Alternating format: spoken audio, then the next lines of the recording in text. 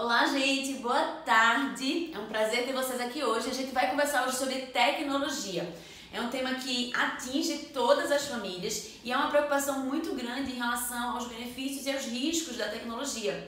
Eu sou Andressa Oliveira e estou recebendo hoje Priscila Bastos aqui para a gente poder conversar um pouco sobre isso. Priscila, ela é psicóloga e tem estudado muito sobre esse tema e vai poder trazer muita informação pra gente hoje. Então, se você tem alguma pergunta, alguma dúvida, vai mandando pra gente, vai interagindo e aí a gente vai estar aqui conversando e respondendo as dúvidas de vocês, tá joia?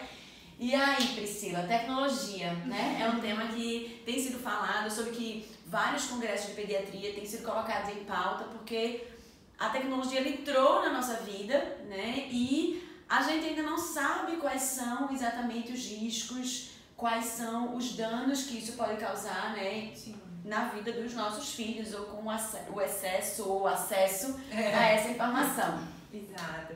Primeiramente, boa tarde a todo mundo. É um prazer estar aqui trazendo esse tema, né? Porque acho que quando a gente traz informação, a gente pode salvar vidas. É verdade. Né? Então é um prazer estar aqui com vocês. E primeiro eu queria esclarecer uma coisa, Andressa, que eu acho que é importante, que é que a gente estava conversando aqui nos bastidores. O que a gente está chamando de tecnologia, né? Perfeito. As telas, de forma geral, que aí são celulares, tablets, televisão, computador, né? Então tudo que envolve essa parte de que vem estímulos, a gente não está falando sobre músicas, por exemplo, músicas sem os clipes, sem as imagens, músicas está tudo bem. É o que né? se olha, né? É o que isso, que tem esses estímulos luminosos que são os mais prejudiciais, né? Perfeito. Então, acho que é importante a gente dar essa introdução para saber do que a gente está falando, né? E isso tem sido uma coisa bem presente, a gente ainda não sabe os malefícios exatos, porque essa geração que teve acesso a essa tecnologia ainda não cresceu para a gente ter os estudos. Os estudos que a gente tem, eles são da própria geração que faz uso dessa tecnologia e que já não são mais tão agradáveis assim, né? Então já nos alerta bastante. No consultório eu já recebo algumas crianças que têm algumas dificuldades já com o uso de telas e tem atormentado as famílias e muitas vezes famílias que estão desinformadas em relação a esse assunto. Então aqui ninguém está acusando das famílias fazerem nada de errado. Isso. É mais um alerta mesmo para que elas possam assim poder modificar o uso da tecnologia dentro do universo infantil e do universo da própria família, porque acho que interfere todo mundo, né? Isso, perfeito. E hoje em dia, uma dúvida muito frequente é quanto tempo se pode ou se deve passar com a tecnologia, né? Existe desde pequenininho, porque hoje a gente vê isso, né? As crianças muito pequenas, elas já têm acesso à tecnologia. Então, o que é que se recomenda, ou quanto tempo se recomenda que as crianças elas passem com acesso à tecnologia? Vamos lá! Existe um dado da Sociedade Brasileira de Pediatria em que fala pra gente assim, crianças de 0 a 2 anos é 0 de tela, que é o que a gente não vê, né? Mas a recomendação é 0 de tela. De 2 a 5 anos, 1 hora por dia. E acima de 5 anos, incluindo nós adultos, 2 horas por dia. É uma meta bem audaciosa para todos nós tentarmos trabalhar, né? Sim. 0 de tela, e o pior de 0 a 2, 3 a 5 anos, 1 hora. E para nós, né, a partir de 5 anos, né, adolescentes e nós adultos, 2 horas por dia, ok. Agora, fora do país, porque essa é a recomendação brasileira, né? Fora do país, a gente tem um dado um pouquinho mais difícil de cumprir, né? Então, por exemplo, os estudos franceses, eles falam em menos tempo ainda. Então, até 3 anos, 0. Crianças a partir de 12 anos é que podem começar a ter rede social. São coisas mais rígidas. E a gente tem os estudos da França muito como referência, porque é um sistema que funciona bem, né? Educacionalmente. Então, é uma coisa pra gente vislumbrar como positivo, de que ainda tá um pouquinho frouxo, mesmo que seja uma dificuldade de cumprir, né? E aqui no Brasil a gente tem uma incidência realmente muito maior de uso de tecnologia, né? Alguns estudos mostraram que crianças de 9 a 17, eles têm uma incidência de eles normalmente estão na tela, nas redes, 50% mais do que a média de outros países, e é realmente, né, um índice muito alto. E aí, a gente falando, né, dessa quantidade de horário, dessa quantidade de tempo, né, em acesso à tecnologia, o que é que acontece quando se excede isso? Né? Esse excesso, que tipo de resultados traz? Pelo menos até agora, o que é que a gente sabe, né? Porque a gente sabe que daqui a 15 anos é que a gente vai descobrir exatamente quais são os malefícios. Mas o que é que a gente já sabe hoje, Priscila? Veja, tem alguns sintomas que podem aparecer para as crianças, principalmente, que a gente nem sabe que vem da tela. Então, por exemplo, irritação, sono, alterações de sono, ansiedade, a própria dependência, então não tem interesse em sair para brincar, isolamento social, porque eu tenho tanto contato virtual que eu desaprendo a ter contatos reais, né, com as pessoas. Tudo isso são prejuízos que já podem trazer para a criança a nível de sintoma, coisas que podem estar acontecendo, que a gente pode estar vendo e que não necessariamente a gente associa à tela. Fora isso, internamente, neuronalmente, a gente tem os dados de que quando as crianças não usam o corpo nessa idade da primeira infância, segunda infância, né, que é esse tempo aí que a gente está mais ou menos falando desse uso de tela mais reduzido, a gente tem o que a gente chama de podas neuronais. Eu não sei se isso é um termo fácil de muita gente entender, eu vou tentar trazer com uma linguagem mais simples para todo mundo ter acesso. Toda vez que uma criança vai aprender alguma coisa, seja falar, seja andar, seja subir em algum lugar, descer de algum lugar, se abaixar, se levantar, ela está ali criando conexões neuronais. À medida em que ela não se arrisca a fazer isso, ela não aprende. E no que ela não aprende, ela não cria esse caminho neuronal, e isso dificulta o desenvolvimento, inclusive motor dela, né? Então, por exemplo, uma criança que não se arrisca a cair, a subir uma escada, a subir um sofá, a ter contato com a natureza, é uma criança que vai ter dificuldade de se locomover, é uma criança que vai ter dificuldade de lidar com o próprio corpo, e isso é um malefício muito grande, se a gente for ver, já que toda essa construção é como se a gente estivesse fazendo a base da casa, né? Então é tipo construir uma casa sem base, né? E aí vamos botar só do terreno pra cima, e provavelmente é uma coisa que a gente vai ter que correr atrás em algum momento. Perfeito, que é o tempo que elas deveriam estar explorando, brincando, né, se exercitando, elas estão ali sentadas no sofá às vezes, né, na mesa, sim, né, com a tela, então evitando de crescer, né? Você colocou uma coisa que eu queria retomar, que às vezes a gente não tem noção do prejuízo que a tela traz para a nossa saúde, né? E às vezes os nossos filhos eles estão mais irritados, eles estão mais sem paciência, eles não conseguem mais se concentrar, e às vezes a gente não consegue ligar aquilo que ligar exatamente a tela, não consegue Sim. compreender, né? Você tem vivido isso no consultório? Você tem algum exemplo, alguma história para contar pra gente em relação a isso? Tenho sim. Tem um caso que me chamou muita atenção, que foi uma criança que ela chegava à noite, ela passava o dia no integral, brincava um pouco em casa, e depois a mãe estava um pouco mais cansada, colocou ela na frente da televisão por motivos da dinâmica familiar. E aí a demanda que ele chegou no consultório era de uma criança muito agitada e que estava tendo gritos e agitações durante o sono que me chamavam a atenção. Suspeitei de cara de um terror noturno, mas não é meu papel colocar esses nomes, enfim. Fui investigando e vi que tinha questão da tela perto da hora de dormir. Sugeri à mãe que tirasse, expliquei para ela todos os prejuízos. Quais são os prejuízos? A criança está ali paradinha e recebendo um monte de estímulo. E aí logo depois o corpo dela está completamente parado e a gente está querendo que ela relaxe. E aí quando ela vai dormir, esses estímulos ainda não acabaram de ser captados pelo cérebro. E aí o que acontece? Na hora que ela relaxa, o cérebro ainda está ativo e isso pode provocar uma agitação motora durante o sono, né? Então eu sugeri que ela tirasse, até sugeri gradativamente, mas ela ficou tão preocupada que tirou de uma vez. E essa criança nunca mais apareceu com esses sintomas, né? Então assim, ela passou a ter uma noite de sono tranquila. E é mágica, não, mas assim, a gente precisa estar atento a tudo isso, porque pode estar causando coisas, inclusive na gente, sabe? Às vezes eu fico, quando a gente fica mesmo mais tempo na tela e tudo, fica mais ansioso, fica mais apreensivo e tal. Então se a gente não se controlar nesse tempo, a gente tá sendo também um exemplo para as crianças, né? De que sai do celular, mas eu continuo no meu. E, enfim, isso é bem complicado. Inclusive, tu tava falando de sono, eu tava lembrando, a gente até fez uma live também sobre isso, né? Falando sobre o efeito de retardar o sono que a tela, né, causa. E eu tava lembrando também do momento de refeição, né? Que é um momento onde se usa muito, às vezes, a tela para entreter a criança e tal, entre uma comida e outra. E traz muitos prejuízos também, né? Imagino. Isso. Tem umas características que é assim, antes a gente ia pro restaurante e aí, vamos supor, pedir uma comida. E a gente ensinava a criança a esperar a comida ficar pronta, né? Então, ali indiretamente eu tô ensinando a esperar, eu tô ensinando a saber que alguém tá preparando, funcionamento do ambiente, eu tô estimulando que ela preste atenção, aqueles restaurantes que tem pra desenhar, então aproveitar aquele momento em família. Hoje não existe mais isso. Muitas e muitas vezes o que acontece é que nesse momento a criança fica na tela E aí, quando ela fica na tela, ela perde todo o entorno e ela não está esperando. Ela está ocupada e bem ocupada, porque quando está na tela, ela é uma criança que fica bem passiva e bem envolvida naquilo que ela está fazendo.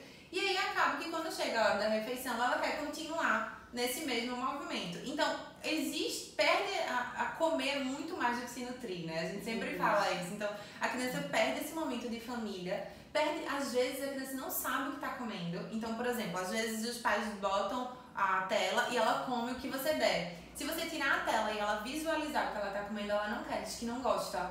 Então, ela não está vendo o que ela está comendo. Isso tem uma perda sensorial, tem uma perda de apropriação da alimentação. Então, é muito grave colocar a criança para comer. Aí, alguém pode me dizer assim, mas ela já come, e agora? Né? Ela já fica esperando no restaurante com a tela. E agora? Substitui. Vai substituindo aos poucos por outras distrações. Não necessariamente quando eu falo que a criança fica desenhando no papel, ela está se distraindo, mas ela está dando um jeito ali de esperar. A gente um pouco faz isso, né? Tá na fila e rapidamente já tira o celular, porque a gente não quer esperar. Então, de ensinar ela com outras distrações, de ter jogos pequenininhos que até a própria família joga, já tem várias possibilidades aí de coisas. Preferência coisas que não tenham efeitos luminosos também, coisas mais naturais, enfim. E acaba envolvendo mais a família, né? Criando interação e vivência e tudo mais. Perfeito. E a questão que tu falaste do exemplo, né? Sim. A gente está muito viciado nessa questão da tecnologia também. Uma coisa que eu tenho tentado, né, fazer lá em casa é a questão da mesa de jantar, né? Ninguém pega o celular na hora da mesa. E essa é uma regra para os pais, primeiramente, né? A gente precisa se policiar, não pegar o celular, porque a gente fica ali, né? Antes eu colocava o celular emborcado, mas às vezes tremia e dava vontade de pegar. Aí agora eu coloco bem longe da mesa para nem escutar, se ele pode tremer, né? Espernear, o que for. E a gente não vai escutar, porque a gente precisa ser exemplo. Se a gente não estabelece limites para a gente está ensinando eles a não terem limites em relação à tecnologia, né? E o exemplo, ele pesa muito nesse. Tem uma coisa que funciona muito com as crianças que são estímulos visuais das regras, né? Então, por exemplo, se pega um porta-retrato e põe um celular cortadinho e põe em cima da mesa, sabe? Do tipo, a regra é sem celular em cima da mesa. E a regra tem que valer pra todo mundo. Porque se eu, dentro da minha casa, coloco uma regra e não cumpro, dificilmente meu filho vai cumprir, né? Então, se bota a regra, ele lembra, né? De tipo, eita, tenho que cumprir. E as crianças cumprem com mais facilidade. É verdade, a gente viveu isso aqui na escola um tempo atrás. A gente tava com problema dos meninos pegando o celular na hora, né? A gente não pode usar celular na escola.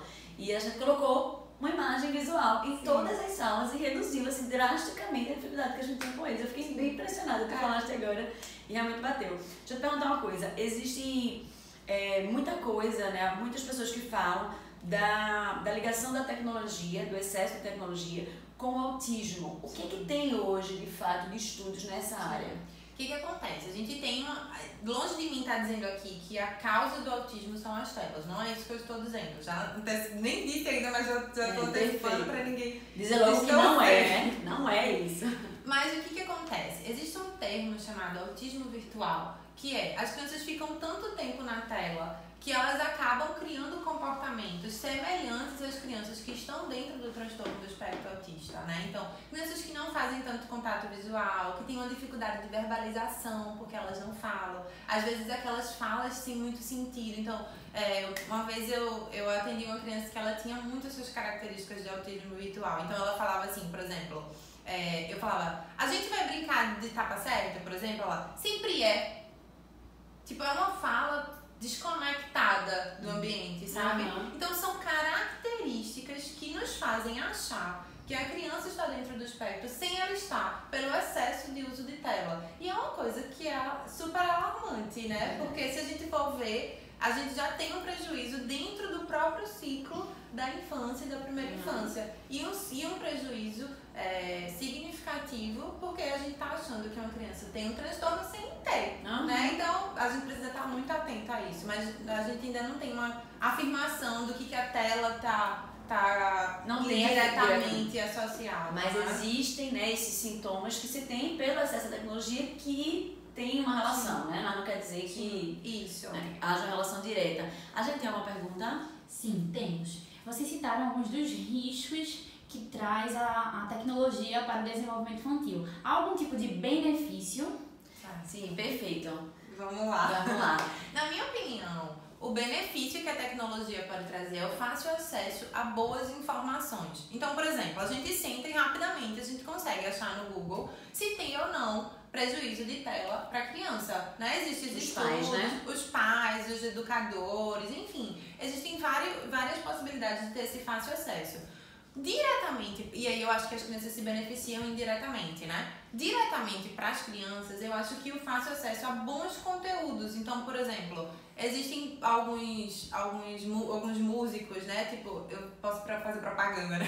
Palavra Cantada, que é algo que é legal de se escutar. Bons filmes como Divertidamente, que é tipo uma aula de neurociências. Enfim, então, esse fácil acesso de bons conteúdos, eu acho que é a melhor parte da tecnologia. Na minha opinião, a tecnologia não é bom e ruim em si. Nada é bom e ruim em si, né? Vai depender muito do uso. Então, de uma forma ponderada... E só lembrando mais uma vez o que você colocou no início da nossa live, que tecnologia são todas as telas, né? Então, quando a gente fala de 2 horas... Né, pra nós é, né, tudo. Então, se você vai assistir um filme no dia, você pode ligar o negócio no celular, né? Acabou essa live, não tem mais uma hora, não tem mais... E a gente já tem muito recurso para nos lembrar disso, né? Porque a gente entra e vai se perdendo, então já tem recursos de alertar, né? De quando que a gente tá... Isso, e hoje tem um mecanismo no celular que você vê quanto tempo você gastou, né, na tela, nas redes e tal, então você consegue. Ainda tem a tecnologia oferece recursos para você, né, controlar o acesso à tecnologia. Eu acho válido também lembrar a matéria que a gente viu em relação aos grandes pensadores, né? Do Vale do Silício, os grandes tecnologias, então Apple, Google, todas as pessoas que estão aí no topo dessa diretores, gestores dessas empresas. Isso. Eles só liberam tela para os seus filhos lá no ensino médio, né? Então, assim, eu acho que é super válido a gente trazer isso, porque isso não acontece à toa. Eles têm uma clareza do funcionamento e eles não liberariam, não deixariam de liberar se fosse algo que não tivesse problema. Então, acho que isso é algo bem relevante da gente destacar. Verdade, concordo. E Priscila, apesar de a gente, né, tá entendendo aqui o que, né, muitos malefícios que a tecnologia traz, que o excesso da tecnologia, não diria tecnologia, mas o excesso, né, de tecnologia traz para a vida dos nossos filhos, né? Mas essa é uma realidade, né, da maioria das famílias, e eu queria finalizar essa live, então sempre está acabando, para que a gente possa refletir junto com as famílias de como é que a gente pode fazer para iniciar um ajuste em relação ao que a gente tem vivido para o que é ideal. Certo, bora lá então. Primeira coisa, eu acho que é válido pensar o seguinte: quando a gente vai tirar uma criança da frente da tela, é como se a gente estivesse tirando... Palavras fortes virão.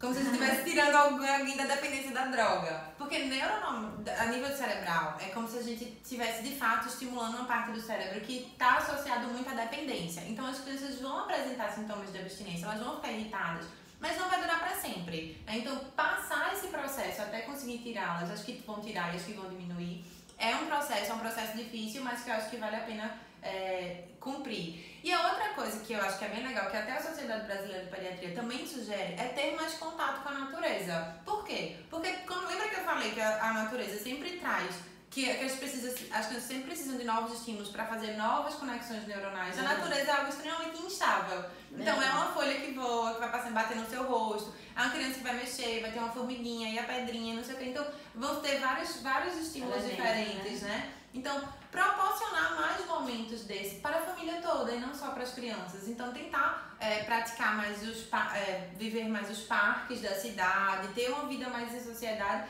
e tentar trazer mais da vida real. Se for necessário trazer uma transição da distração da tela até o mundo real, você pode substituir. Então, por exemplo, na alimentação, ao invés de eu dar uma tela, eu posso dar frutinhas de plástico que a criança possa brincar com velcro e tal, para ter uma distração. Até a gente conseguir que ela tenha essa relação direta com a comida, por exemplo, né? Totalmente. E aos poucos. Então, eu acho que se usar sinais sonoros, então usar alarme de celular 2 horas depois, os pais já têm e precisam ter, porque eu acho que é algo que a gente precisa alertar também. Tem até os dados de que muitos pais não têm controle sobre o que as crianças veem dentro dessas telas, né? E eu acho que é bem relevante isso, porque precisa ter. E já tem alguns aplicativos que fazem que, por exemplo, se a criança tiver um tablet e você tiver o seu, você controla o dela pelo seu. E aí com 2 horas de uso, ele paga e a criança não tem mais como reiniciar. Então, usar recursos desses, né? Tecnológicos, para que você consiga ter um controle maior e tentar viver mais momentos. Assim, aqui na escola a gente tem muitos espaços com natureza. Sei que não é todo mundo que tem acesso a isso, mas enfim, tentar buscar, porque eu acho que enquanto a gente não fizer questão que isso exista, também não vai existir, né? Então, ocupar mais os parques e poder praticar mais isso dentro do dia a dia da família, né? Perfeito. Então, Priscila, foi massa. Muito obrigada pela sua disponibilidade de estar aqui com a gente hoje. E essa informação, como você começou, né? Ela muda realmente a nossa vida, né? Pelo menos nos faz pensar. E eu espero que realmente mude a nossa prática, né? A partir de mim também. Porque nós queremos o melhor para os nossos filhos, né? Quanto mães, nós precisamos, nós fomos colocados por Deus na vida deles para amar, cuidar, proteger e ensinar. E recebendo esse conteúdo, nos chama a responsabilidade para estarmos vendo a tecnologia na vida, né? Na vida dos nossos filhos, dentro da nossa casa, para que possamos ser exemplo e possamos indicar e, né, direcioná-los realmente no melhor caminho, né? Que Deus nos ajude e nos abençoe aí nesse intento, nesse desafio. Queria convidar também, Andressa, quem quiser me seguir lá no Instagram, que é @PriscilaBastos, que eventualmente eu tô colocando também conteúdos e sugestões de coisas para se fazer com crianças, né? Já que é uma prática do dia a dia. E que eu acho que é isso, tem que pegar ideias e trocar com outras pessoas para poder conseguir vencer, porque realmente não é fácil, né? Se a gente for ver no dia a dia, não é fácil, mas temos que tentar para conseguir. Com certeza. Então tá jóia, gente. Então até a próxima quarta-feira que a gente vai estar dando continuidade a esse conteúdo, trazendo alguns recursos práticos de controle e de organização aí dessa rotina para que a gente possa ajudar vocês aí nesse desafio, tá jóia? Então, um beijão, até a próxima quarta-feira.